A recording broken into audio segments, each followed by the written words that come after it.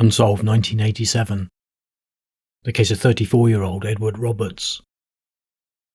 Edward Roberts was shot 7 times outside the Canterbury Arms Pub at 78 Sumner Road, Croydon, after being lured there by a telephone call on the 28th of May 1987. The 30-year-old man was tried for his murder, but found not guilty on the 5th of August 1988. The judge said, "He may be involved in some way, and may know who the gunman is, but that doesn't make him guilty of murder." It was reported that he was acquitted on the grounds of insufficient evidence. The man had spent 13 months on remand. After his acquittal, he said that he was going to sue the police for wrongful arrest. He had maintained his innocence throughout. Edward Roberts had been a scrap metal dealer and was described as a wealthy businessman. His murder was described as a cold-blooded assassination. He was described as being well known in gypsy circles and to have traded in scrap cars and horses. He had gone to the pub after receiving a phone call at his yard in Sumner Road, Croydon, and had taken £3,500 with him, but when he was found dead, he only had a few pounds on him. He had stuffed the £3,500 into his trouser pocket when he left. The call was said to have been from someone with a deep gypsy voice.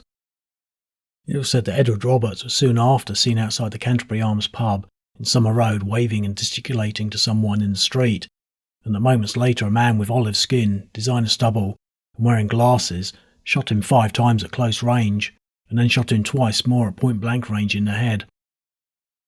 The man that was tried for his murder was arrested after the police found 11 of his fingerprints on a newspaper in a stolen van that was found near the murder scene. He also had olive skin.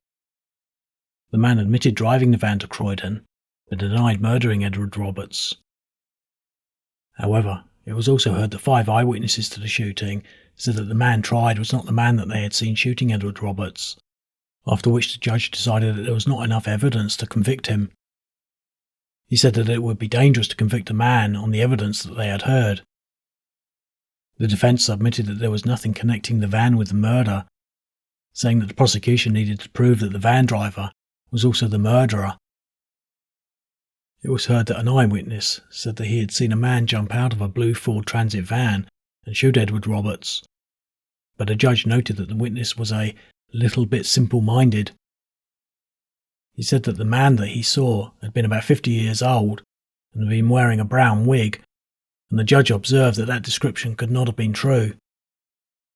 It was further noted that most of the eyewitnesses had said that the man that they had seen shoot Edward Roberts had had stubble, but it was stated that the man tried for his murder could not grow stubble.